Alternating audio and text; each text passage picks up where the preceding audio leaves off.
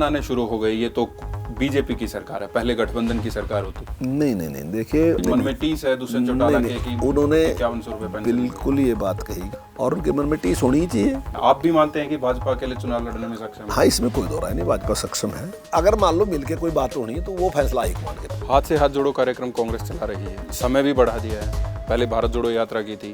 मानते हैं 2024 के चुनाव में इसका कांग्रेस को फायदा होगा और भाजपा के लिए चुनौती होगा कुछ? जनता के बीच जो भी जाएगा और जनता की समस्या जो भी सुनेगा और उसका लिए प्रयास करेगा, चाहे वो कोई है किसी पार्टी का, निश्चित तौर से उसको लाभ मिलेगा। मुख्यमंत्री भी जा रहे हैं, बहुत जगह नाराजगी लोगों ने जाहिर की है, वीडियोज आती हैं, आप भी देखते होंगे। सरकार पोर्टल बहुत लेकर आ रही है, नेता प्रतिपक्ष कहते हैं पोर्टल की सरकार होगी, मंत्रियों की क्या जरूरत है, अधिकारियों की क्या जरूरत है, पोर्टल से ही वोट मांग लो। देखिए ठीक बात है, कांग्रेस को पोर्टल की जरूरत नहीं है, इंडियन नेशनल लोकदल को पोर्टल की जरूरत नहीं है, क्योंकि वहाँ जो व्यवहार है ना जी, व्यक्ति देख के व्यवहार है, एरिया देख के व्यवहार है। पीपीपी आप लेकर आए हैं, 2,70,000 अगर इनकम लिखनी है, 1 0 फालतू लिखी गई वो 27 लाख हो जाती है, 1,80,000 लिखनी है वो 18 लाख हो जाती है, और फिर उसके लिए 10-10 दिन 15-15 दिन एसडीएम ऑफिस के चक्कर काटने पड़ते हैं, राशन कार्ड कट जाते हैं, पेंशन कट गई है। ये कोई समस्या नहीं मानते आप? पोर्टल की वजह से हुआ ना। इतना बड़ा सही काम हमने कर दिया बिना किसी भेदभाव के, बिना किसी पक्षपात के, हर व्यक्ति को उसकी चीज उसके घर दे दी हमने, तो आप इस पे भी ध्यान केंद्रित करो ना यार। 150 जो हमारे से गलत किया आपने सारा ताकत। मैं पत्रकार के तौर पर जिनको समस्या वो बता सकता हूँ, अब सरकार के तौर पर आपके पास तंत्र इतना बड़ा है। आप नेता प्रतिपक्ष कहते हैं कि आप तो घोटाले जो हो रहे हैं उनकी रिपोर्ट को दबा जाते हैं, तो अब वो भी बता दे कहाँ भ्रष्टाचार है, जांच करवा देंगे। विधानसभा में बताया नेता प्रतिपक्ष ने, पूरी लिस्ट पढ़ी थी उन्होंने, चैट पढ़ी थी व्हाट्सएप की, प्रूफ तो देना उसके लिए। विधानसभा में जो बात बोल दी वही कागज से मांग लिया जिससे वो लगाने लग रहे थे, तो वो उससे जवाब क्यों देंगे? सभी नेता ट्वीट करते हैं, फेसबुक पर लगाते हैं, हमारे देश की बेटियां, हमारे देश के जवान, हमारे प्रदेश की बेटियां। जब से वो जंतर मंतर पर बैठे हैं, किसी भारतीय जनता पार्टी के नेता ने, किसी सरकारी आदमी ने उनसे कोई बात नहीं की है और कुछ भी उनको समझाने की कोशिश वहां पर जाकर या नहीं की है। इस प्रकार से विपक्षी लोग वहां जाके अपनी राजनीति रोटियां सेकने का काम कर रहे हैं। आप भी चले जाओ, उन्होंने मना थोड़ी किया। 8.5 साल में कितने टीचर्स भर्ती किया? अभी गेस्ट टीचर्स की मांगों को लेकर और गेस्ट टीचर्स के भविष्य को लेकर क्या स्थिति है? एक टीचर आपने भर्ती किया HKRN से, आज उसको कितने साल की गारंटी दे रहे हैं कि कोई गारंटी नहीं है। कोई भी भर्ती होती है जो 4-5 महीने में भर्ती हो जानी चाहिए, वो सालों साल नहीं होती है इस तरीके से, या फिर टेस्ट ले लिया, रिजल्ट्स बड़े लेट आते हैं। ये व्यवस्था क्यों सुधर नहीं? अगर पूर्व सरकारों के मुकाबले में आप देखो ना जी, तो हमारी भर्ती ज्यादा हुई। सर मुकाबला कब तक करें? नमस्कार, मैं हूं देवेंद्र, आप देख रहे हैं पंजाब केसरी टीवी। हरियाणा के स्कूलों में कैसी व्यवस्था है? टीचर्स और स्टूडेंट्स के लिए क्या व्यवस्थाएं पूरी कर दी गई हैं? क्या जो मुहिम चलाई गई थी स्टूडेंट्स को बढ़ाने के लिए सरकारी स्कूलों में, उसका कितना असर हुआ है? पर्यटन विभाग को कितना बढ़ावा हरियाणा सरकार दे रही है? हरियाणा में कुरुक्षेत्र, ढोसी की पहाड़ियां, अन्य पर्यटन स्थल हैं, लेकिन क्या उनका नतीजा वो निकल पाया है? क्या पर्यटन इतना बढ़ चढ़ कर दिखा है जितना कि होना चाहिए था? हरियाणा में गठबंधन को लेकर लगातार खबरें आ रही हैं, राजनीतिक चर्चाएं भी करेंगे। आज हमारे साथ हैं हरियाणा के वन, पर्यटन एवं शिक्षा मंत्री कंवरपाल गुर्जर जी। सर स्वागत है पंजाब केसरी में। सर सबसे पहला सवाल, विपक्ष लगातार ये आरोप लगाता है कि आप स्कूल बंद कर रहे हैं, आपने स्कूल मर्ज कर दिए हैं।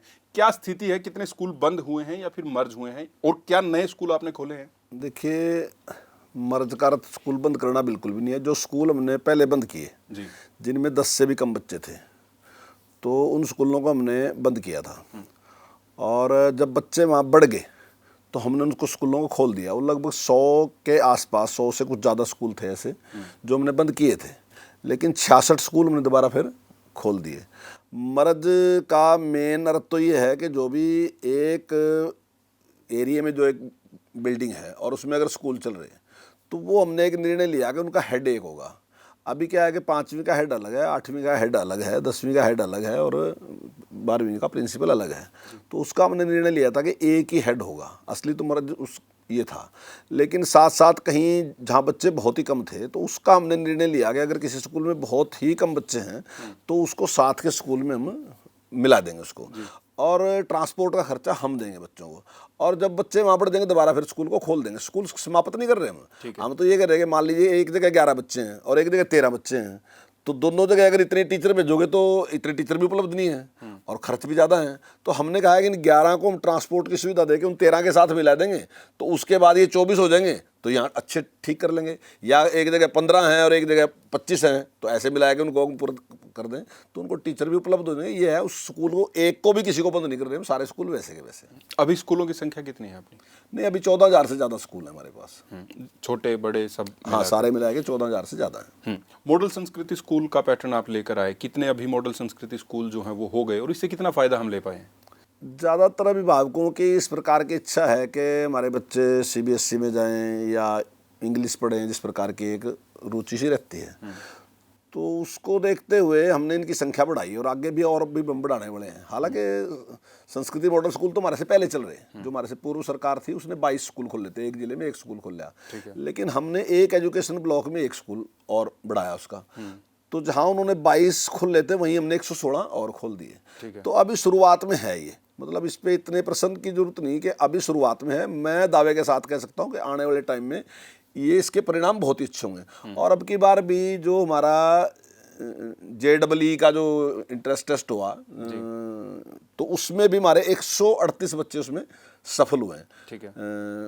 जो मेन टेस्ट हुआ उसमें 138 बच्चे सफल हुए, तो ये काफ़ी अच्छा परिणाम है। मैं समझता हूँ उत्साह बढ़ाने वाला है काफ़ी, तो मुझे लगता है कि अच्छा रहेगा इसका परिणाम। तो इसका कुछ पैटर्न अलग है संस्कृति स्कूल का, जो आम स्कूल है उनसे अलग? हाँ, उनसे थोड़ा अलग है। वैसे भी CBSE से एफिलेटेड है ये। ठीक है। और शुरू से जिस प्रकार से इंग्लिश ही पढ़ाई जाती है, थोड़ा सा मतलब यानी कि ऐसा नहीं है कि हम एक अलग अलग बना देंगे, धीरे धीरे हम सारे स्कूलों को उसी प्रकार से, लेकिन जो हम चेंज कर रहे हो थोड़े स्कूलों में जैसे हम चेंज लग रहे हैं, तो धीरे धीरे बढ़ाएंगे। जैसे हमने 22 से 138 कर दिए, अब 138 से हम 500 का टारगेट ले रहे हैं। ठीक है। तो जैसे 500 का टारगेट लिया, आगे और भी बढ़ा सकते हैं। तो पढ़ाई पैटर्न से अलग सुविधाओं का भी फर्क है? हाँ, निश्चित तौर से सुविधाओं का भी फर्क है।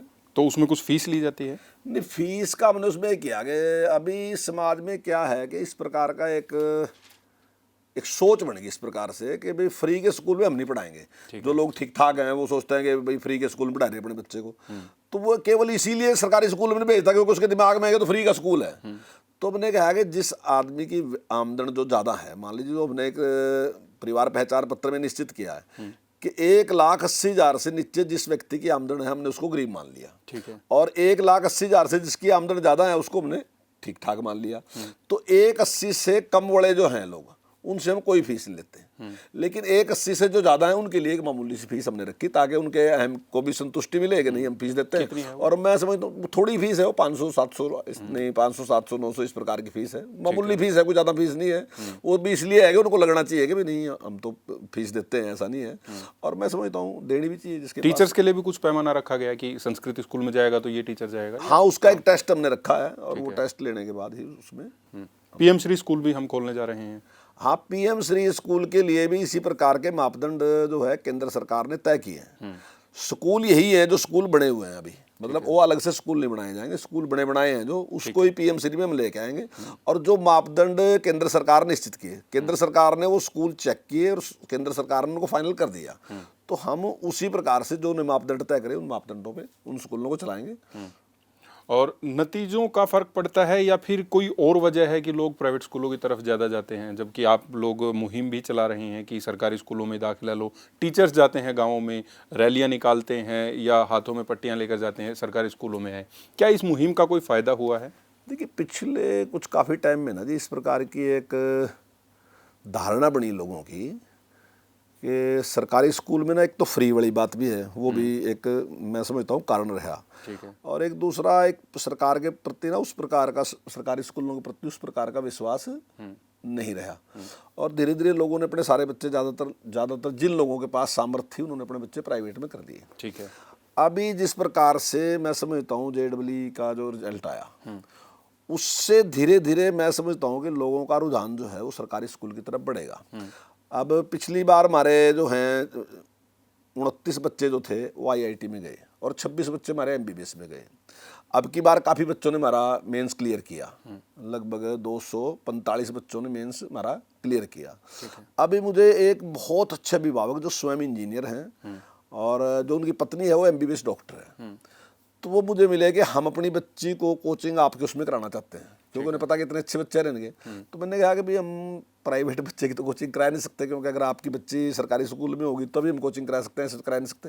पर मेरा कहना ये है कि अगर उस व्यक्ति में चेंज आ रहा, वो व्यक्ति इतना संपन्न व्यक्ति है, सोच रहा कि मैं सरकारी स्कूल में अपनी बच्ची को कोचिंग कराऊं, तो निश्चित तौर से समाज में परिवर्तन आएगा। ठीक है। तो लेकिन परिवर्तन आते आते टाइम तो लगेगा, ऐसा तो नहीं है कि मैं आज कुछ कर दूंगा कि एकदम सारे के सारे बदल के इधर आ जाएंगे। तो ऐसा ऐसा हमने विश्वास कायम करना पड़ेगा जनता के मन में कि सरकारी स्कूल की जो पढ़ाई है वो बढ़िया है। और अभी जिस प्रकार से हम टीचर की भर्ती भी कर रहे हैं तो वो कमी नहीं रहेगी ना जी। तो मेरा पूरा पूरा विश्वास है इस बात पे कि आने वाले टाइम में संख्या बहुत बढ़ेगी और लोगों का विश्वास बढ़ेगा कि हम सरकारी स्कूल की तरफ दें। और वैसे भी हमारे पास हाईली क्वालिफाइड जो टीचर हैं, हमारे पास बहुत अच्छे टीचर हैं। पिछले टाइम में चाहे कुछ भी रहा हो, लेकिन आज जो टीचर रहे ना वो बहुत ही हाईली क्वालिफाइड टीचर हैं। टीचर्स की कमी आप कह रहे हैं अभी है या नहीं है? नहीं, देखिए टीचर की कमी तो है अभी तो हमने भर्ती शुरू की। अब टीजीटी के लिए हम 7,441 की हमने भर्ती करने लग रहे। ऐसे ही हम पीजीटी की जो है वो भी 4,400 कुछ है वो कर रहे हैं। 9,000 हम जो है HKRN से लेने लग रहे।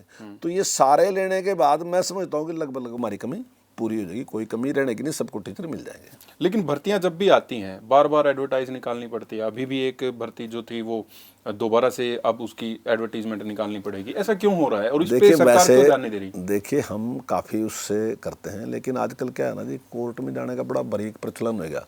आप कुछ भी काम करते हैं तो उसमें कोई ना कोई कोर्ट में कुछ ना कुछ प्ली लेके चला ही जाता है और कहीं ना कहीं उसको स्टे करा देता है। हालांकि हमने काफ़ी अच्छा कर रखा था, लेकिन फिर भी कुछ ना कुछ कमी रहती है, सरकार की तरफ से ही रहती है। नहीं, देखिए नियमों में कोई इस प्रकार की कोई एक कुछ भी पॉइंट ढूंढ लिया, मान लीजिए उस पर चले गए और कोर्ट ने उस पर कह दिया। हालांकि हम उस कुछ नहीं, हमने वापस ले ली उसको, पीजीटी को हमने वापस लेके दोबारा सुधार करके हम दोबारा एडवर्टाइज करने वाले हैं। तो यही मेरा सवाल है, आपके पास इतने बड़े बड़े अधिकारी हैं, इतने दिमाग वाले लोग हैं, फिर भी कमियां, मतलब किसी को मौका ही क्यों मिलता है इस तरीके से कि वो कोर्ट में चला जाए और इतनी बड़ी भर्ती होनी है, इतने स्टूडेंट्स का नुकसान हो रहा है, फिर भी आप अगर आप काम कर रहे हैं ना जी और एक व्यक्ति ने आपकी कमी निकालनी, उसका ध्यान सिर्फ आपकी कमी पे है कि मैंने कमी कहाँ निकालनी। एक बार ना सर, कई बार हो चुका है। आपकी कमी की तरफ उसका पूरा ध्यान है कि मैंने कमी निकालनी। तो जो व्यक्ति इस प्रकार के एक्सपर्ट हैं वो कहीं ना कुछ पकड़ ही लेते हैं और उसके बाद वो कोर्ट में चले गए। तो थोड़ा उसकी वजह से डिले तो होता है, इसमें कोई दो राय नहीं। लेकिन दोनों ही बातें हैं इसका। वो मतलब इसको उस सेंस में भी ले सकते हैं। कुछ लोग तो इसलिए हैं कि खाली उनको रोकना किसी चीज को, ठीक है, पर कुछ कई बार मान लो कमी रहती है तो ध्यान अगर कोई केंद्रित करते हो, अच्छा भी, दोनों चीजें हैं, उसका अच्छा भी है बुरा भी है। मतलब मैं ये नहीं कहता खाली बुरा ही बुरा है, खाली इस भर्ती की बात नहीं है। कई बार मान लो हमारे से कमी रहेगी और किसी ने अगर हमारा ध्यान उसकी तरफ आकर्षित कर दिया तो कई बार लाभदायक भी होता है। केवल इस भर्ती की बात नहीं है, पुलिस की भर्ती हुई वो लेट हो गई, कोई भी भर्ती होती है जो 4-5 महीने में भर्ती हो जानी चाहिए वो सालों साल नहीं होती है इस तरीके से, या फिर टेस्ट ले लिया, रिजल्ट्स बड़े लेट आते हैं। ये व्यवस्था क्यों सुधर नहीं? अगर पूर्व सरकारों के मुकाबले में आप देखो ना जी तो हमारी भर्ती ज्यादा हुई। सर मुकाबला कब तक करें? नहीं, हमारी भर्ती नहीं, मुकाबला तो किसी से करना ही पड़ेगा। हम कोई पहले आखिरी व्यक्ति तो नहीं है। अब हमारे से पहले भी लोग काम कर रहे थे, हमारे से पहले तो बहुत लोगों ने काम कर लिया। हम तो अब आए 8 साल पहले सरकार हमने बनाई, तो उनके साथ कोई तुलना तो एक तो मैं ये कहना चाहूँगा कि जितनी भर्ती उनकी उनसे काफ़ी ज़्यादा भर्ती हमने की। दूसरी बात हम एक और दावे के साथ कहते हैं कि हमने जितनी भर्ती की, भर्ती करने के बाद हमारे पर कोई प्रश्न चिन्ह नहीं उठा अभी तक। और मैं दावे के साथ कह रहा कि आगे भी कभी भी प्रश्न चिन्ह कोई उठेगा नहीं। इस प्रकार से नहीं होगा कि जिस प्रकार पिछली सरकार ने भर्ती की थी और उनमें से बहुत बड़ी संख्या में जो भर्ती है वो कैंसिल होगी। 8.5 साल में कितने टीचर्स भर्ती किया आपने? नहीं, टीचर का तो आंकड़ा मेरे पास नहीं। टीचर की तो मेन भर्ती जो है वो अभी होगी, जो मुख्य रूप से जो 20,000 भर्ती करने लग रहे हैं, तो सबसे बड़ी भर्ती यही होगी। तो मतलब भर्ती तो है, लेकिन मेरे पास आंकड़ा नहीं है अभी आपको बताने के लिए। भर्ती तो हुई है लेकिन इतनी नहीं हुई जितनी बम्पर भर्ती अब की बार होगी। अब हो जाएगी, अब 20,000। 2024 के चुनाव से पहले आप भर्ती करके नहीं, ये तो मैं देखिए, मैं तो ये विश्वास करे बैठा था कि इसी महीने में हो जानी चाहिए, लेकिन इसमें नहीं है। तो ये जो हमारी टीजीटी की है तो अगले मास में 100% हमारी हो जाएगी। ठीक से याद है, तीसरी बार भर्ती एडवर्टीजमेंट दोबारा हो रही है। नहीं, टीजीटी की तो नहीं है, पीजीटी की जो है उसमें स्टे हुआ था हमारी, उसको हमने वापस ले लिया, दोबारा उसमें कुछ सुधार करके हम करेंगे। ठीक है। प्राइवेट स्कूल अहम रोल अदा करते हैं, भले ही हम सरकारी स्कूलों से कंपैरिजन करते रहें, तो निजी स्कूल संचालकों की शिकायतें रहती हैं। वो अपनी मांगों को लेकर बार बार आपके पास भी आते हैं। उधर से स्टूडेंट्स जो हैं प्राइवेट स्कूलों में पढ़ रहे हैं, उनके दिमाग में भी रहता है पता नहीं मान्यता है नहीं है, कल को हमारा क्या होगा। ये जो असमंजस की स्थिति बनी रहती है, इस पे सरकार कोई ठोस कार्रवाई या फिर ठोस कदम क्यों नहीं उठा रही कि इस समस्या का समाधान कर दिया जाए, आगे दिक्कत ही ना आए? नहीं, इस प्रकार की कोई समस्या नहीं है, मैंने समझता। आप किसी भी जो प्राइवेट स्कूल वाले हैं उनसे किससे बातचीत कर सकते हो। हमने बहुत ही सकारात्मक रवैया उनके साथ किया है और मेरा मानना है, मैं उस तरीके से नहीं लेता जिस तरीके से लोग कहते हैं, मैं उस तरीके से लेता हूँ कि वो भी शिक्षा देने का काम कर रहे हैं, हम भी शिक्षा देने का काम कर, बल्कि सहयोगी हैं हमारे। कुछ स्कूलों की शिकायत रहती है कि उन्होंने ज़्यादा पैसे ले लिए, फीस ज़्यादा ले ली या पुस्तकें अलग से दूसरी लगा दी, उनके द्वारा उन्हें पैसे ले, लेकिन ये संख्या इतनी बड़ी नहीं है। प्राइवेट स्कूल की संख्या बहुत बड़ी है और ये जो संख्या है ये बहुत थोड़ी संख्या है। मैं समझता हूँ कि सारे में ये 5-7% लोग ऐसे हैं जो इस प्रकार का करते हैं, ये 10% लगा लो ऐसे हैं, बाकी तो लोग ठीक ठीक ये मान्यता का हर साल लेकिन मान्यता का जो है ना, जो आप मान्यता बड़ा जो प्रश्न उठा रहे हैं, वो मान्यता बड़ा ये नहीं है। 2003 में चौधरी ओम प्रकाश चौटाला जी की सरकार थी, उन्होंने एक नियम बनाए थे, तो उन नियमों पे जो नहीं थे उनकी मान्यता समाप्त करने की बात थी। तो अगली सरकार आई, उसने फिर उसमें टाइम दे दिया और नियमों में चेंज कर दिया, उसमें छूट दे दी। फिर उसके बाद फिर ऐसे ही चलता रहा, बार बार 2003 से अब तक चलता रहा।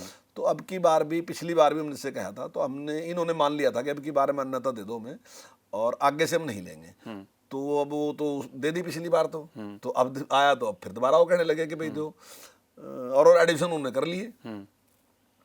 अब बहुत बच्चे प्रभावित होते हैं इस बात से। तो अब की बार हमने उनके साथ बात की कि भाई जो नॉर्म है ना उसमें एक निश्चित कर लें कि ये नॉर्म है, आप इनको पूरा करो और उसके बाद ही मान्यता अगली बार मिलेगी, नहीं तो मान्यता नहीं मिलेगी। और उसके लिए हमने दबाव के लिए राशि भी निश्चित कर दी कि ये राशि है, अगर ये जो नॉर्म है जो आप हमारे साथ वादा करके दे रहे, अगर आप ये नॉर्म पूरे नहीं करेंगे तो ये जो आप हमारे पास सिक्योरिटी होगी तो जब्त हो जाएगी आपकी, वो केवल दबाव के लिए ही है।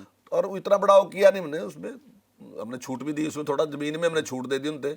अब उनमें कुछ लोग ऐसे हैं जो शहर में स्कूल हैं, वो कह दिए हम बढ़ ही नहीं सकते, आप कुछ भी कर लो क्योंकि चारों तरफ मकान है, अब हम बढ़ नहीं सकते। तो हमने कहा ऊपर तो बढ़ सकते हैं आप, तो आप थोड़ा ऊपर बढ़ो। ठीक है, तो उसमें हमने 25% की छूट उनको दी कि आप डबल स्टोरी कर लो और उसमें हम 25% की छूट दे देंगे। ठीक है, तो मैं समझता हूँ उसमें से 100 में से 80 से भी ज़्यादा स्कूल ऐसे हैं जो उसमें बच गए और उनकी मान्यता हमने दे दी। तो क्या ये मान लिया जाए कि अब आने वाले वक्त में मान्यता को लेकर स्टूडेंट्स को चिंता करने की जरूरत नहीं है कि उनका स्कूल मान्यता प्राप्त है या नहीं है, या कुछ और है? नहीं, इसका तो ध्यान रखना चाहिए। खैर कुछ ऐसे लोग भी हैं, क्योंकि सारे समाज में जो जिस प्रकार से सारा चलता है ना, कुछ लोग ऐसे भी होते हैं जो इस प्रकार का फायदा उठा लेते हैं। मान्यता उनके पास होती नहीं लेकिन स्कूल चलाते रहते हैं और कहीं और दूसरे स्कूल से वो बच्चों के पेपर दिलवाते हैं। तो वो तो इस प्रकार के होते हैं, वो तो अभिभावक को ध्यान रखना पड़ेगा।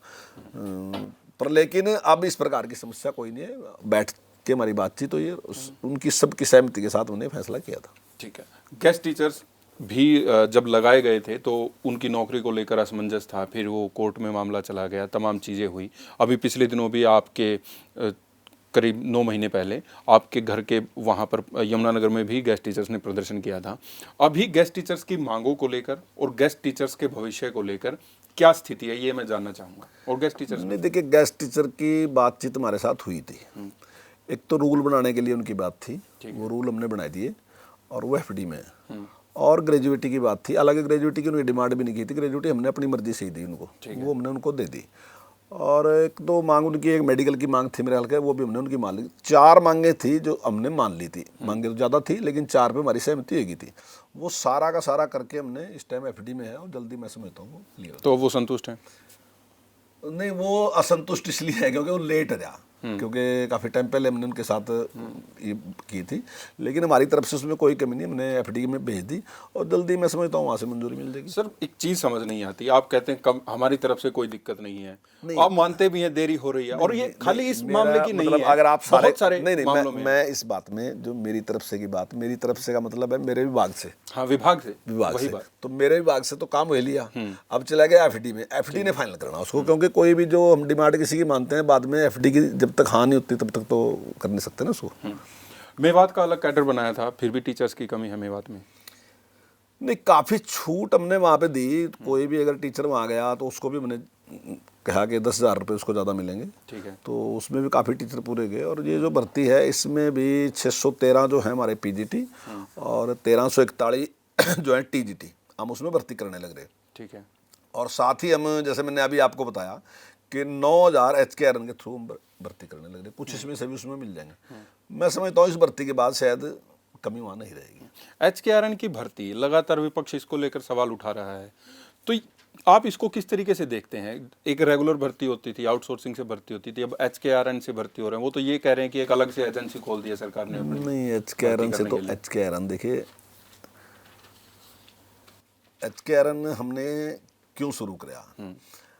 पहले जो ठेकेदार था वो उपलब्ध कराता था, ठीक है। प्राइवेट ठेकेदार जो था उसको हम टेंडर देते थे और वो उसको उपलब्ध कराता था। कर्मचारी हर जगह वही कर्मचारी उपलब्ध कराता था।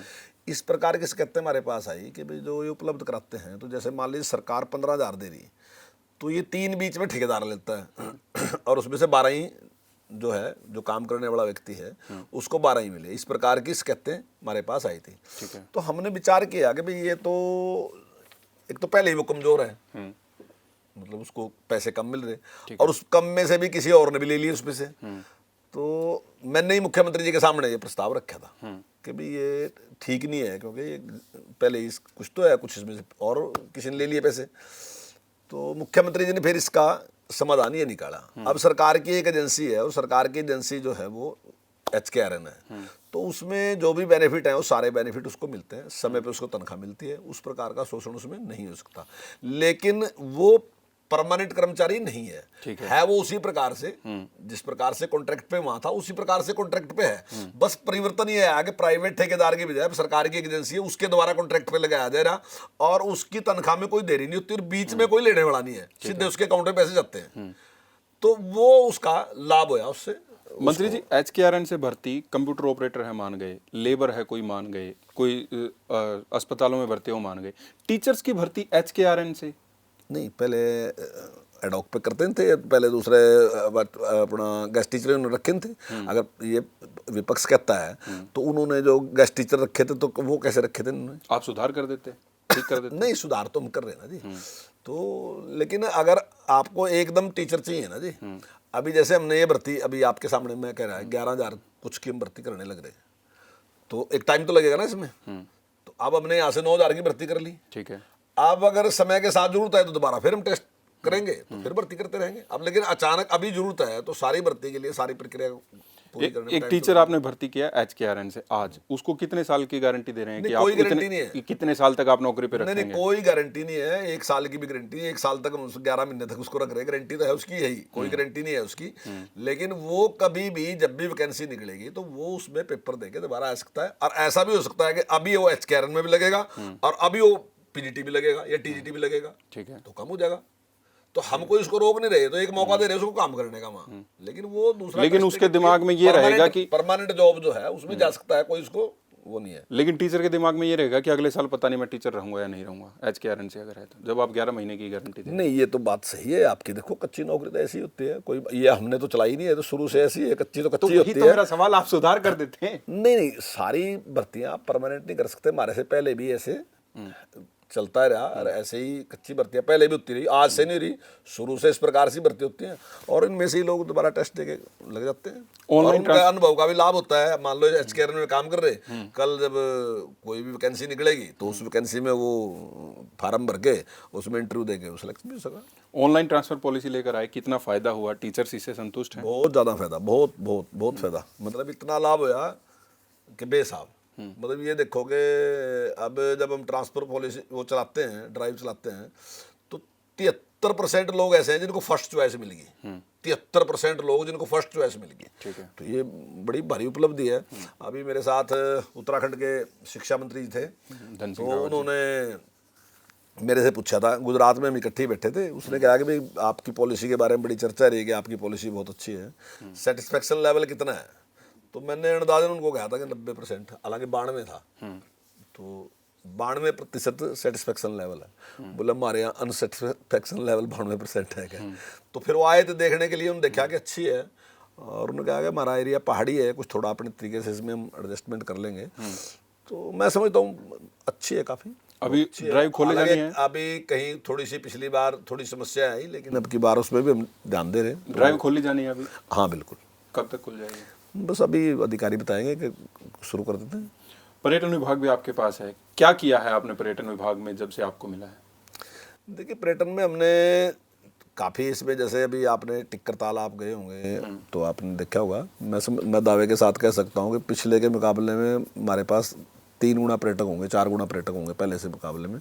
हमने काफ़ी चेंज किया। इसी प्रकार से गुड़गांव में है दमदमा, तो वहाँ भी हम कुछ चेंज कर रहे हैं। और इसी तरह डोसी की पहाड़ियाँ हैं जो, वहाँ में भी जो रोप वे है उसका हमने फाइनल कर दिया नेशनल हाईवे के साथ, तो रोप वे वहाँ लगवाने लग रहे हैं। और भी कुछ ऐसे हैं, एक महेंद्रगढ़ में है किला, उसका भी हमने जीर्णोद्धार किया, वो काफ़ी अच्छा हमने बनाया है।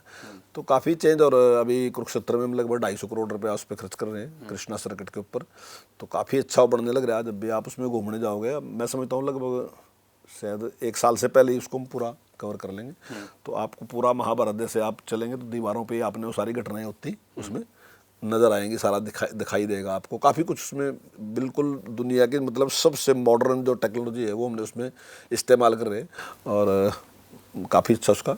कृष्णा सर्किट केंद्र सरकार से आया हुआ है? हाँ, केंद्र सरकार से पैसा है, सेंट्रल गवर्नमेंट, स्टेट गवर्नमेंट भी है।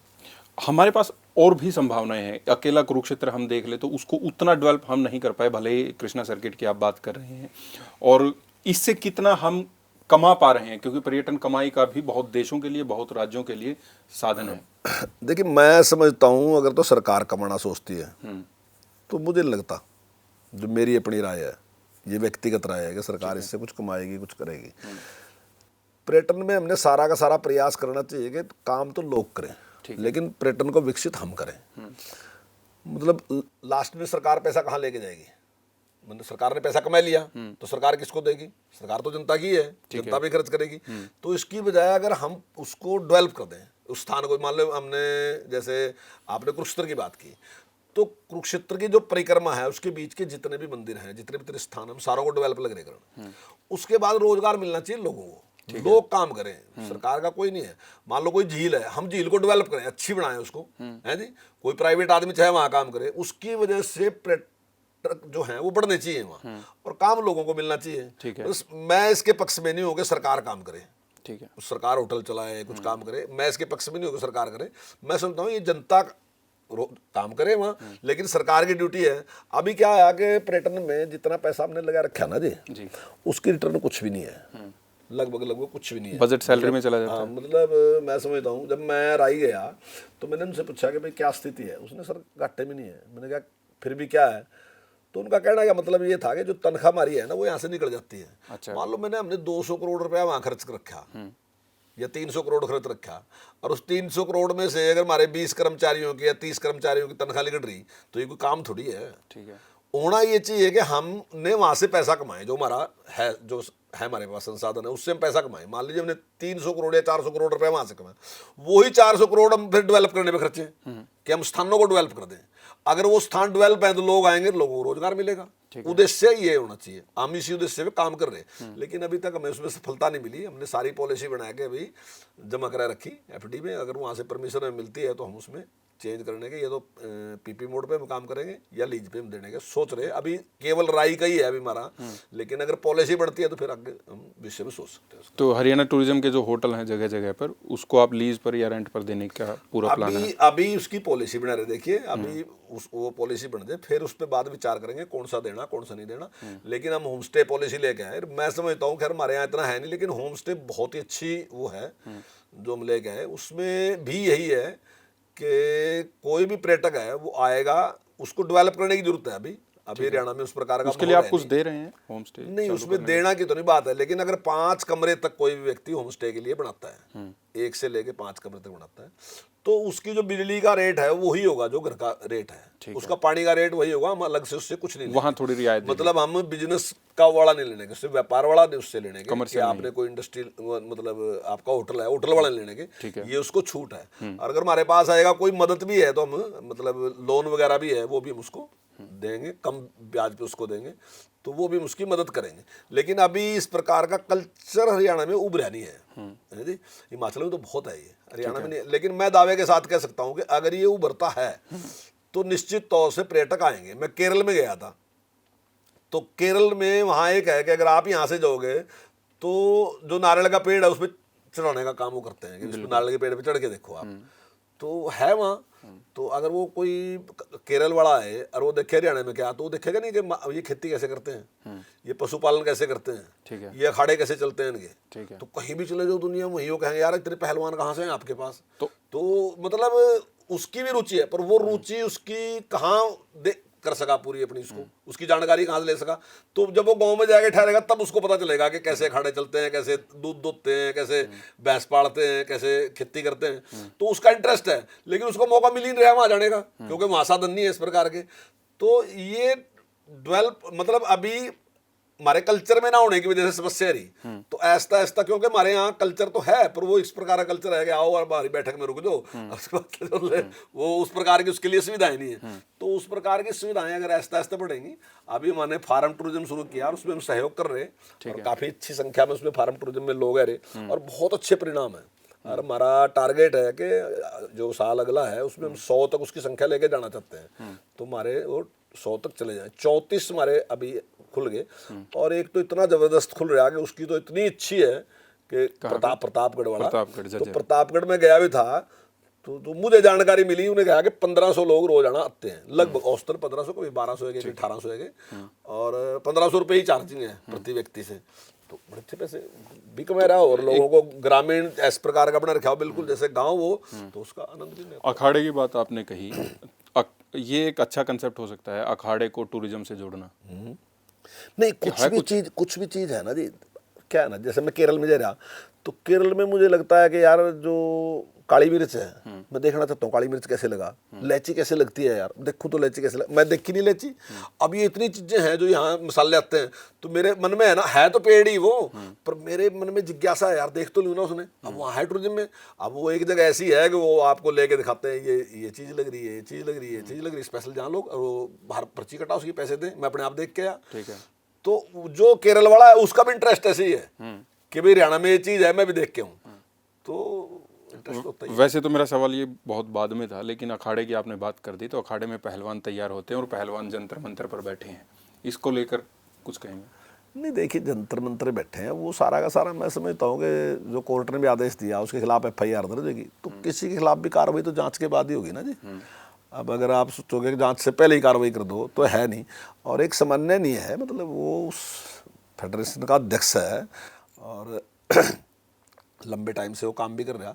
तो मेरा मानना है कि अगर दोषी है तो बिल्कुल भी छुड़ाना चाहिए। अंतर्राष्ट्रीय स्तर पर आज जो उसने कहा, आज उसने भी कहा, पहले हमारे खिलाड़ियों ने भी कहा था कि हम नार्को टेस्ट कराने के लिए बात की, आज उसने भी कहा कि मैं तैयार हूँ इसके लिए। अंतर्राष्ट्रीय स्तर पर जब मेडल जीत कर आते हैं पहलवान, तो सभी नेता ट्वीट करते हैं, फेसबुक पर लगाते हैं, हमारे देश की बेटियां, हमारे देश के जवान, हमारे प्रदेश की बेटियां।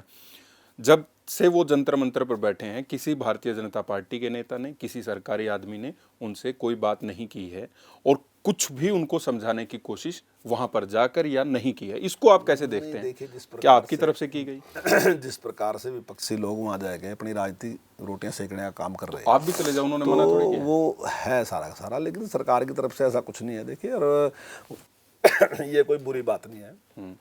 अगर हमारा बेटा है चाहे हमारी बेटी है, अगर जीत के आती है तो खुशी तो मनानी चाहिए, उसमें सबको मनानी चाहिए खुशी।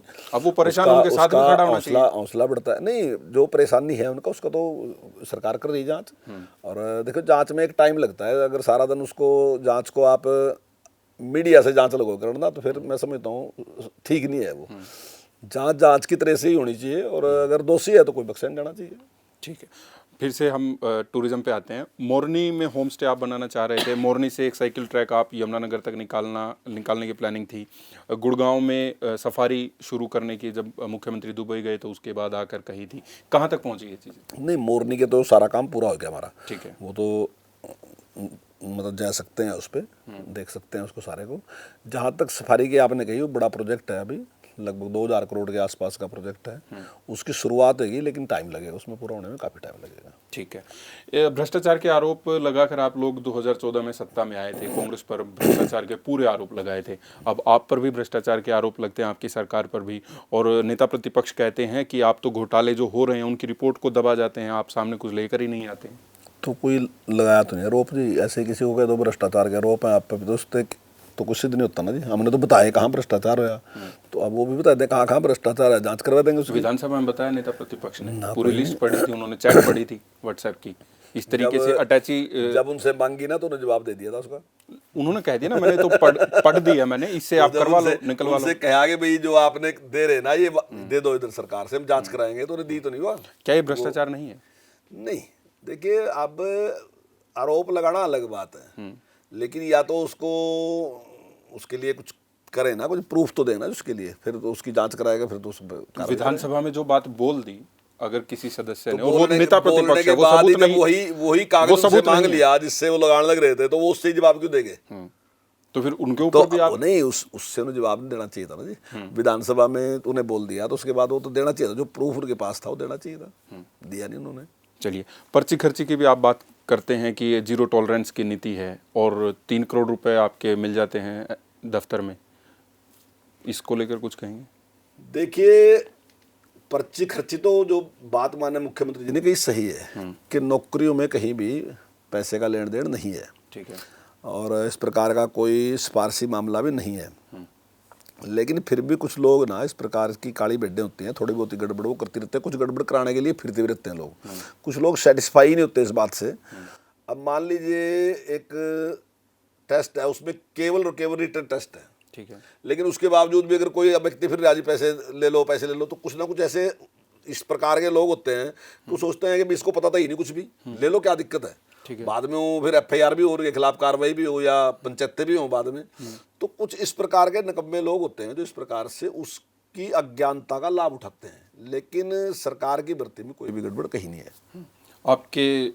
आपको समर्थन दिया हुआ है रणधीर गोलन के बेटे ने, FIR तक दर्ज कराई पंचकुला थाने में कि मेरे से पैसे ले लिए और नौकरी नहीं हुई, इस तरीके के मामले भी आम है क्या? नहीं, तो उनके खिलाफ कार्रवाई भी हुई, तो कार्रवाई होती है। अगर इस प्रकार का कुछ है तो उसको बख्शा भी नहीं सकता, ऐसी तो बात ये तो नहीं। पर्ची खर्ची का उदाहरण है ना? नहीं, देखिए हम एक काम कर रहे हैं, अब उसमें से कोई ना कोई गड़बड़ करने वाला, इसका मतलब सारा गड़बड़ नहीं है, सरकार गड़बड़ नहीं है। सरकार तो ईमानदारी से काम कर रही, लेकिन एक आदमी कोई बीच में निकम्मा है गया तो उसको हटाना, उसको बाहर निकालना, वो काम सरकार का, वो तो कर दे। इसका मतलब ये नहीं कि 100 आदमी में ले गया, 100 के 100 वैसे ही हैं जैसे माननीय मुख्यमंत्री जी हैं, सारे वैसे ही ईमानदार बन गए, वैसे ही कर्तव्यनिष्ठ बन गए, ऐसी आप अपेक्षा नहीं कर सकते। लेकिन हम उस दिशा में लेके दे रहे हैं, सही दिशा में लेके दे रहे हैं, मैक्सिमम सही है, लेकिन कोई ना कोई बीच में अगर ऐसा निकलता है तो सरकार कार्रवाई करती है उसके खिलाफ। सरकार पोर्टल बहुत लेकर आ रही है, नेता प्रतिपक्ष कहते हैं पोर्टल की सरकार होगी, मंत्रियों की क्या जरूरत है, अधिकारियों की क्या जरूरत है, पोर्टल से ही वोट मांगो। देखिए, कांग्रेस को यही बात कहनी चाहिए, ठीक बात है, कांग्रेस को पोर्टल की जरूरत नहीं है, इंडियन नेशनल लोकदल को पोर्टल की जरूरत नहीं है, क्योंकि वहाँ जो व्यवहार है ना जी, वहाँ व्यक्ति देख के व्यवहार है, एरिया देख के व्यवहार है। भी ये अगर मेरे एरिया का है तो इसको ये चीज़ मिलनी चाहिए, ये व्यक्ति है इसको ये चीज़ मिलनी चाहिए। हम क्या कहते हैं, हम कहते हैं कि 3.25 करोड़ लोग हैं, 3.25 करोड़ के 3.25 करोड़ मारे हैं, तो जब सारे के सारे मारे हैं तो किसी के साथ कोई पक्षपात नहीं। पोर्टल क्या है, पोर्टल में आपने पोर्टल बना दिया आपने, और उसके बाद आपने कोई भी स्कीम दी तो उसमें जो भी सॉफ्टवेयर आपने डाल दिया, उसके सामने इस बात की कोई अहमियत नहीं है कि इसके सामने मुख्यमंत्री खड़ा या मंत्री खड़ा, MLA खड़ा, मजदूर खड़ा, गरीब से गरीब आदमी खड़ा। पोर्टल तो उस व्यवहार से करेगा जो सॉफ्टवेयर उसमें है, उसके हिसाब से व्यवहार करेगा, वो किसी के साथ अलग व्यवहार नहीं करता। उसके सामने कोई जाए खड़ा जो जब अपना डाटा उसमें देगा तो उस डाटा के हिसाब से व्यवहार करके उसका फैसला कर देगा। तो ये तो अच्छा है कि किसी के साथ कोई बेईमानी नहीं है। तो लेकिन कांग्रेस को तो ये बात जची नहीं सकती ना जी, कांग्रेस ऐसा कैसे कर सका जिसने शुरू से जन्मजात पक्षपात का व्यवहार किया हो, उसके सामने आप पोर्टल लाओगे तो उसके खिलाफ हो जाएगा। अगर लोकदल से आप कहो तो कहे पोर्टल को उठा के फेंक दूंगा और इसको मेरिट लिस्ट जो सी मेरिट है इसको पाड़ के फेंक दूंगा मैं जब मेरा राज आएगा।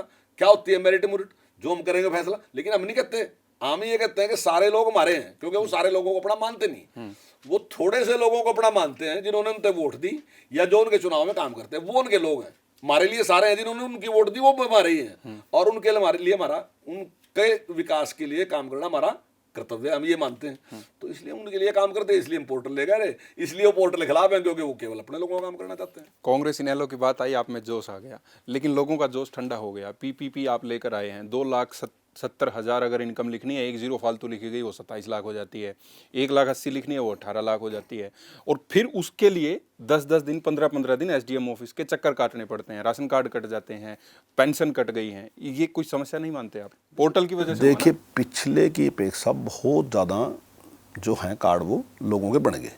32 लाख के करीब परिवारों के जो हैं BPL कार्ड बने, पिछले के मुकाबले में बहुत ज़्यादा बने।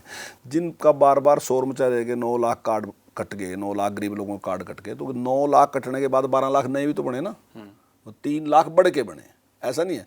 और जो लोग 2011 में गरीब था, इसका मतलब ये तो जरूरी आज भी गरीब है वो, उसको नौकरी मिल गई होगी, कुछ ना कुछ होगा। ये बात मैं मानता हूँ कि कुछ कार्ड गलत कट गए, लेकिन हम उनको दोबारा ठीक तो कर रहे हैं।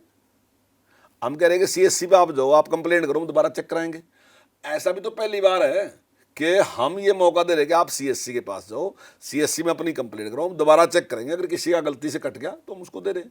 टाइम कितना लगता है सर? नहीं, टाइम तो लगता है, मैं मानता हूं CSC पे गए, 100 रुपए पर CSC वाले ने ले लिए, SDM ऑफिस में गए, वहां से फिर आपके घर कोई बंदा आएगा वेरिफिकेशन करने, किसी के पास जाना नहीं, सिर्फ CSC में जाना, कहीं कुछ नहीं जाना। और इतनी बड़ी उपलब्धि मैं नहीं समझता। आज से पहले क्या था कि अगर सरपंच ये सोच ले कि BPL कार्ड नहीं बनने देना तो बनन था, और अगर उसने आयुष्मान कार्ड तो खैर था ही नहीं उस टाइम, या पेंशन थी तो उसकी मर्जी के बिना बनन थी। लेकिन आज क्या है कि आज चाहे MLA मंत्री कोई भी है, वो किसी गरीब आदमी का सोचा ना कि मैं इसका BPL कार्ड नहीं बना, वो रोक नहीं सकता, उसका BPL कार्ड बना ही बना, क्योंकि उसका राइट है। उसका आयुष्मान कार्ड कोई रोक नहीं सकता। और ये पहली सरकार है ऐसी जिसने, केंद्र ने तो आयुष्मान कार्ड बनाया था, लेकिन उसके साथ साथ हरियाणा सरकार ने आयुष्मान कार्ड, जितना हमारे से सेंटर ने दिया उससे ज्यादा आयुष्मान कार्ड हमने बनाए, चिरायु योजना में हमने उससे ज्यादा कार्ड बनाए थे। ठीक है। अब क्या होगा कि जैसे आदमी 60 साल का होगा, उसकी अपने आप पेंशन लग जाएगी, कहीं आने जाने की जरूरत नहीं। अब किसी की नहीं। माननीय मुख्यमंत्री जी कहते हैं कि गरीब आदमी के मुंह में जबान नहीं होती है, तो उसको जबान देनी, तो उसको जबान तो इसी तरीके से दी जाए सर, टेक्नोलॉजी से दी जा सका। ये पोर्टल ही तो है जो उसने जबान दे दी। अब आप सरपंच है, वो पूरा खिलाफ है, लेकिन रोक के दिखा दो ना, उसकी बनेगा। अब किसी को भी नहीं पता। अब इतने 36 लाख परिवारों को में से मैक्सिमम को, पूरे तो शायद को अभी ना हुए हों, शायद कुछ थोड़े बहुत कम रह रहे हों, लेकिन 36 लाख परिवारों को ना, 32 लाख परिवारों को हमने BPL कार्ड उसके घर पहुंचा दिया, हमने आयुष्मान कार्ड उसके घर पहुंचा दिया। तो ये सारे काम हमने कर दिए, और कोई किसी को पता भी नहीं, ना किसी सरपंच को पता, ना किसी MLA को पता, सबको जाएगा दे दिया। ये आपका राइट है भाई। देखो, आपने, हम एज ए ट्रस्टी आपने हमारे जो काम सौंपा था, वो काम ईमानदारी से करके जो आपने हमारे से काम सौंपा आपने कर दिया। एक आदमी के 2 पैर नहीं है, 1982 से वो पेंशन ले रहा है, अब पेंशन कट गई। एक आदमी है जिंदा है, उसको मृत घोषित कर दिया, पेंशन कट गई। और ऐसे बहुत सारे उदाहरण हैं, सिर्फ 1-2 उदाहरण तो मैंने उदाहरण के तौर पर दिया। अगर आपके पास, तो क्या ये स्थिति आप सही मानते हैं? मैं बताता हूँ, देखिए, अगर आपके पास काफी उदाहरण भी हैं, अब 36 लाख परिवार हैं, 32 लाख परिवार हैं जिनका हमने बनाया, और 32 लाख को आप देखिए अगर 5 से करो तो कितने बने, तो ये 1.5 करोड़ से ज़्यादा आदमी बैठते हैं। 1.5 करोड़ में अगर कुछ थोड़ी सी गलतियां आएगी तो आप केवल उस गलती पे ही केंद्रित है। 1.5 करोड़ के लिए काम कर दिया, इसकी तरफ क्यों नहीं केंद्रित करते आप? इतना बड़ा सही काम हमने कर दिया, बिना किसी भेदभाव के, बिना किसी पक्षपात के, हर व्यक्ति को उसकी चीज उसके घर दे दी हमने। तो आप इस पे भी ध्यान केंद्रित करो ना, या 150 जो हमारे से गलत गया आपने सारा ताकत। मैं पत्रकार के तौर पर जिनको समस्या वो बता सकता हूँ, अब सरकार के तौर पर आपके पास तंत्र इतना बड़ा है। मैं भी पत्रकार पे नहीं, मैं जो जनता की आवाज है, आप जनता की बात मेरे से पूछ रहे हैं, तो मैं भी आपके माध्यम से जनता की बात आपसे कहने लग रहा। कोई आपका भी सवाल जितने हैं वो सवाल भी आपके जनता के ही सवाल हैं, आपके अपने सवाल थोड़ी हैं वो।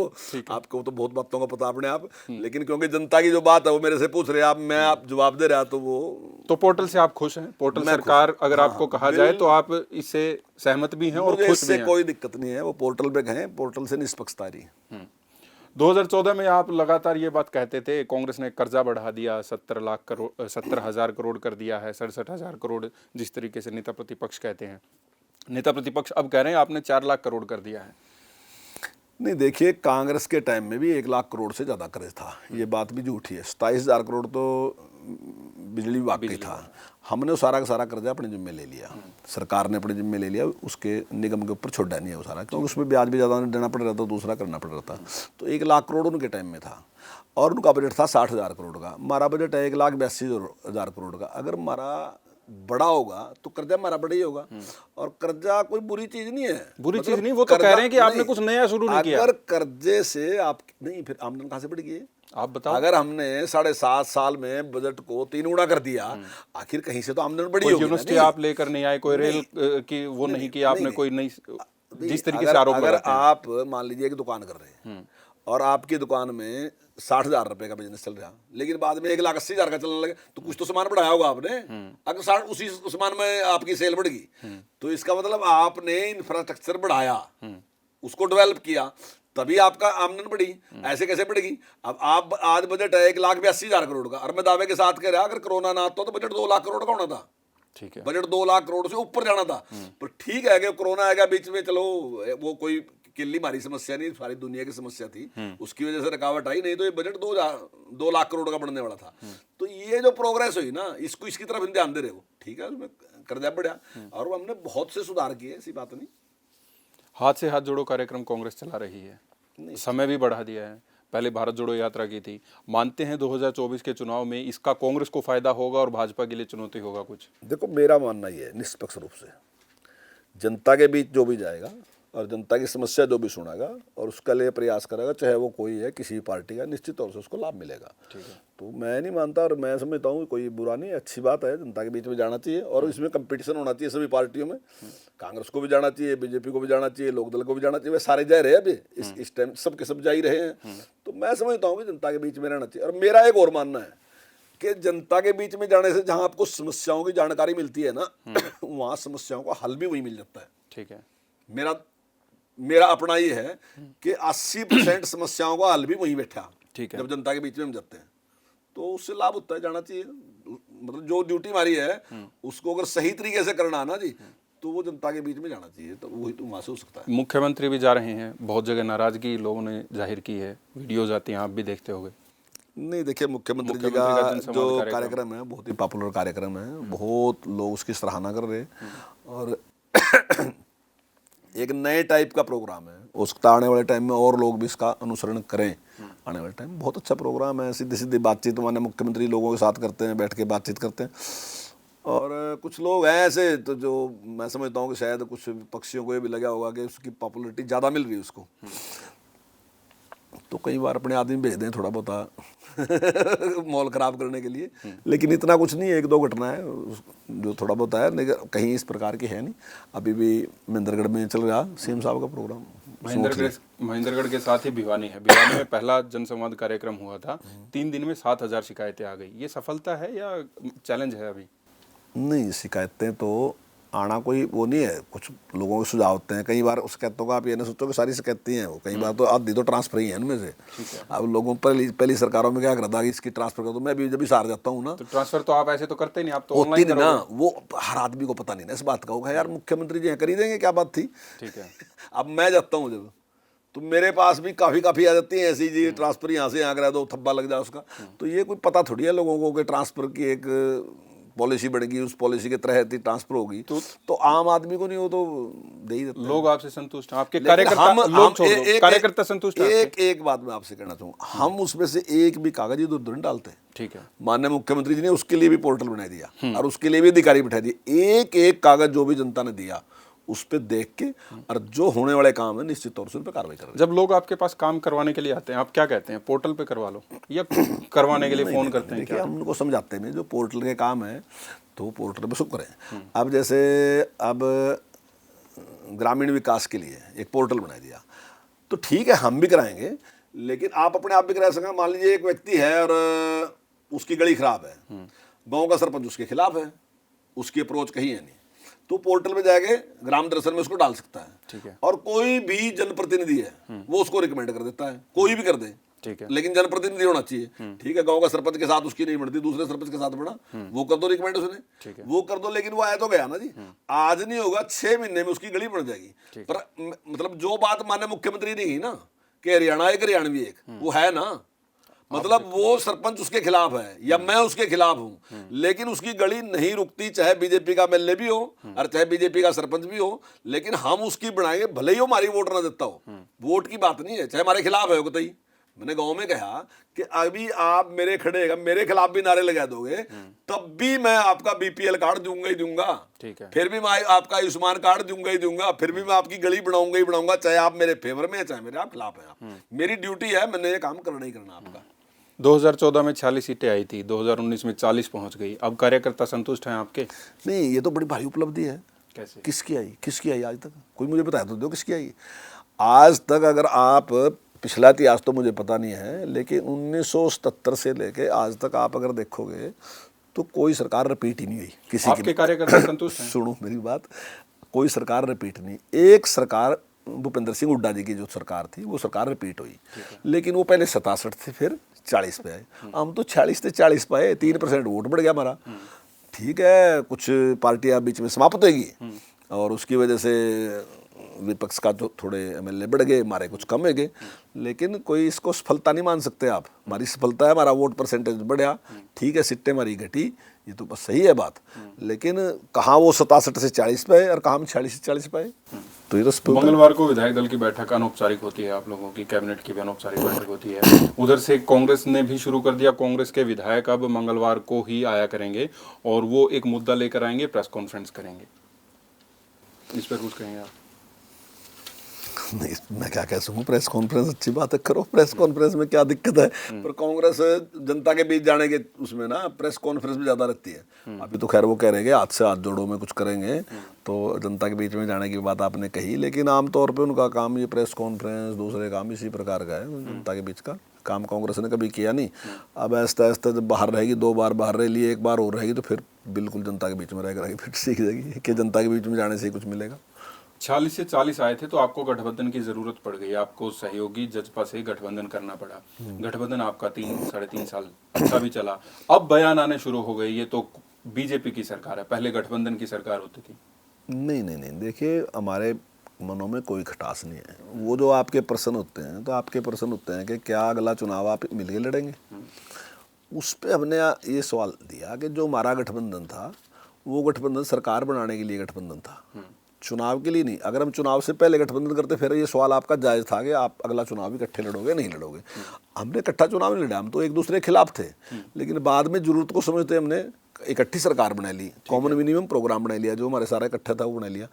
अब अगला चुनाव जो लड़ना, वो अगला चुनाव का फैसला तो हमारा हाईकमान और जेजेपी का हाईकमान वो कर सकते हैं। अगर वो किसी बात पे सहमत होंगे तो जो वो सहमत होंगे करेंगे। लेकिन जब कॉमन मिनिमम प्रोग्राम आपने बनाया, वो 5100 रुपए पेंशन करवाने की बात कह रहे हैं, नहीं, क्या अभी तक अड़े गए वो कि हम तो इसके लिए मन में टीस है दुष्यंत चौटाला के कि उन्होंने 5100 रुपए पेंशन बिल्कुल ये बात कही कि उनके मन में टीस है और उनके मन में टीस होनी ही चाहिए, क्यों नहीं होनी चाहिए उनके मन में। लेकिन वो ये भी तो कह रहे हैं ना कि हमारे पास पूर्ण बहुमत नहीं है। अगर हमारे पास पूर्ण बहुमत होता हम उस तुरंत कर देते। ठीक है, तो ये बात उन्होंने कही कि उन्होंने कहा कि हमारे पास पूर्ण बहुमत नहीं आया। बात उनकी सही है, तो ठीक बात है उनकी, उसमें कोई गलत तो नहीं कर रहे। आप बेबाक बोलते हैं, अब बता दीजिए गठबंधन में चुनाव लड़ेंगे नहीं लड़ेंगे? नहीं, मैं कौन सी अथॉरिटी हूँ इसकी, वो तो हमारा जो हाईकमान है वो निर्णय करेगा। मैं इतना बड़ा थोड़ी हूँ कि मैं ये कहूँगा कि चुनाव लड़ेंगे नहीं लड़ेंगे, उनका हाईकमान, हमारा हाईकमान। वीरेंद्र सिंह कहते हैं कि भाजपा अकेले चुनाव लड़ने में सक्षम है, किसी दूसरे के सहारे की जरूरत ही नहीं है। आप भी मानते हैं कि भाजपा अकेले चुनाव लड़ने में सक्षम है? हाँ, इसमें कोई दो राय नहीं, भाजपा सक्षम है, भाजपा के पास संगठन है। जब हमने मान लो जो हमने पन्ना प्रमुख भी बना लिए, तो इससे आगे कहाँ जाना है। अब तो हम पन्ना समिति बनाने की सोच रहे, तो जब संगठन यहाँ तक आ गया तो चुनाव लड़ने का तो है, इसमें कोई दो राय नहीं। चुनाव अकेले लड़ने में सक्षम है? नहीं, सक्षम है, इसमें कोई दो राय नहीं है। लेकिन फैसला नहीं, अगर मान लो मिलके कोई बात होनी तो वो फैसला हाईकमान के पास है, वो हाईकमान विचार करेगा, जो भी हाईकमान करेगा। चलिए, एक मेरा आखिरी सवाल है, पिछले टर्म में आप विधानसभा अध्यक्ष थे, अब की बार मंत्री हैं, क्या फर्क देखते हैं और किस तरीके का अनुभव आपका ये 8.5 साल का रहा? देखिए, मुझे आज तक जो भी काम मिला है मैंने उसमें आनंद लिया, चाहे मुझे पार्टी का मिला और सरकार का तो भी मिला है। पहले तो पार्टी का ही मिलता रहा, मैं जिले का महामंत्री रहा, किसान मोर्चे का महामंत्री रहा, किसान मोर्चे का अध्यक्ष रहा, और उसके बाद में 3 बार जनरल सेक्रेटरी रहा, मैं मोर्चे प्रकोष्ठों का कोऑर्डिनेटर रहा। तो मुझे जो काम भी मिला मैंने उसमें पूरा आनंद लिया। कभी मैं उसके लिए डिमांड मैंने की नहीं, मैंने कभी भी ना वहाँ पद के लिए डिमांड की ना यहाँ पद के लिए डिमांड की। लेकिन मैं समझता हूँ कि जो जहाँ जरूर, मैं समझता हूँ कि जिसके लिए मैं ठीक हूँ या कर सकता हूँ, मुझे वो पद मिलते रहे, पार्टी संगठन में मिलते रहे और सरकार में भी मुझे मिलता रहा, तो वो भी अच्छा था, बहुत अच्छा था। और मैं तो बहुत संतुष्ट हूँ कि विपक्ष ने भी कहा कि भी ठीक से मैंने संचालन किया विधानसभा का। अगर विपक्ष ये कह रहा कि मैंने ठीक से किया तो फिर तो पास ही हूँ मैं। और अब ये मंत्री का काम मेरी जिम्मेदारी है, तो समय पूरा होने के बाद अगर लोगों ने मान लिया कि मैंने ठीक किया तो फिर पास हो जाऊँ। ये तो लोग फैसला करेंगे, मेरी क्या उसमें है। मैं तो अपने आप को कह दूंगा मैं तो मेरिट होल्डर हूँ, लेकिन जनता कहे कि नहीं है तो फैसला तो जनता का है। जनता अगर मानती है कि मैं पास हूँ तो तब पास हूँ। आप एक चीज में कह रहे हैं कि पास हो गए, लेकिन आपका एक डिपार्टमेंट कम कर दिया पिछले दिनों। नहीं तो Higher वैसे ये education। पॉल्यूशन मेरे को तो दिया ना, पॉल्यूशन तो उससे बड़ा डिपार्टमेंट है जो मेरे को दिया माननीय मुख्यमंत्री, तो उससे भी बड़ा तो बराबर हो गया। नहीं, उसमें कुछ नहीं है ना, बराबर ना कम ज्यादा की कोई बात नहीं होती। वो तो माननीय मुख्यमंत्री जी जैसा सोचा, मैं भी ऐसा सोच रहा था जैसा मुख्यमंत्री सोच रहे थे, तो बिल्कुल वो ठीक था, कुछ नहीं उसमें था। इस प्रकार की कोई जरूरत थी तो जो मुख्यमंत्री जी ने फैसला किया ठीक किया। चलिए, बहुत बहुत शुक्रिया कंवरपाल जी। तो कंवरपाल गुर्जर वन पर्यटन एवं शिक्षा मंत्री हमारे साथ थे। कई मुद्दों पर बेबाक उन्होंने अपने जवाब दिए। मैं हूं देवेंद्र, कैमरा के पीछे मेरे सहयोगी अमित और हरजिंदर। रिसर्च टीम में हमारे साथ हैं हमारे वरिष्ठ सहयोगी दीपक बंसल जी, अविनाश पांडे जी। नमस्कार।